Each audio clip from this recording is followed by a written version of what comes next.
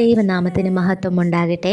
ഇന്നത്തെ ദിവസം ദൈവം നമുക്ക് വേണ്ടി തന്നിരിക്കുന്ന വേദവാക്യം യോശുവയുടെ പുസ്തകം 24 അധ്യായം അതിൻ്റെ 15 വാക്യമാണ്. അപ്പം എല്ലാവർക്കും പരിചയപ്പെട്ട വാക്യമാണ്. ഞാനും എൻ്റെ കുടുംബവുമോ ഞങ്ങൾ യഹോവയെ സേവിക്കും. ഞാനും എൻ്റെ കുടുംബവുമോ ഞങ്ങൾ യഹോവയെ സേവിക്കും.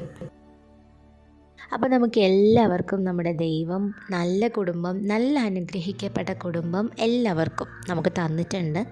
അപ്പം നാം ചെയ്യേണ്ടത് ആ കുടുംബസഹിതം നമ്മളെല്ലാവരും ഒരുമിച്ച് നമ്മുടെ സർവശക്തനായ ദൈവത്തെ നാം സേവിക്കണം, നാം വണങ്ങണം. അതാണ് നാം ചെയ്യേണ്ടത്. ഇപ്പം നാം നോക്കിയാൽ തന്നെ അറിയാം, ഏതൊരു കുടുംബം എല്ലാ കുടുംബസഹിതം എല്ലാവരും ഒരുമിച്ച് ദൈവത്തെ ആരാധിക്കുകയും ദൈവത്തോട് പ്രാർത്ഥിക്കുകയും ദൈവത്തെ ഒരുമിച്ച് ആരൊക്കെയാണോ സേവിക്കുകയും കാര്യങ്ങളൊക്കെ ചെയ്യുന്ന ആ കുടുംബം വളരെ അനുഗ്രഹിക്കപ്പെട്ട ഒരു കുടുംബമായിരിക്കും. ആ കുടുംബം എന്നേക്കുമായി നിലനിൽക്കുന്നൊരു കുടുംബമായിരിക്കും. ദൈവം കുറേ ബ്ലെസ്സിങ്സ് വാരിക്കോരി തരുന്ന ഒരു ഫാമിലി ആയിരിക്കും. അപ്പം ഈ വചനം എപ്പോഴും മൈൻഡിൽ വെക്കണം ദൈവമക്കളെല്ലാവരും.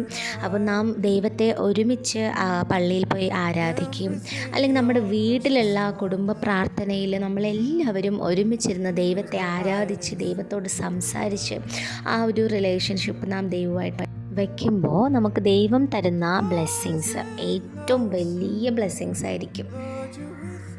അപ്പോൾ ഇനി മുതൽ ഇതുവരെ നമ്മുടെ വീട്ടിലൊരു കുടുംബ പ്രാർത്ഥന ഇല്ല, അല്ലെങ്കിൽ കുടുംബസഹിതം നമ്മൾ ദൈവത്തെ ആരാധിക്കുന്ന ആ ഒരു കാര്യം ഇല്ല എന്നുണ്ടെങ്കിൽ ഇനി മുതൽ അത് നമ്മൾ കൊണ്ടുവരാനായിട്ട് ശ്രമിക്കാം, കൊണ്ടുവരണം.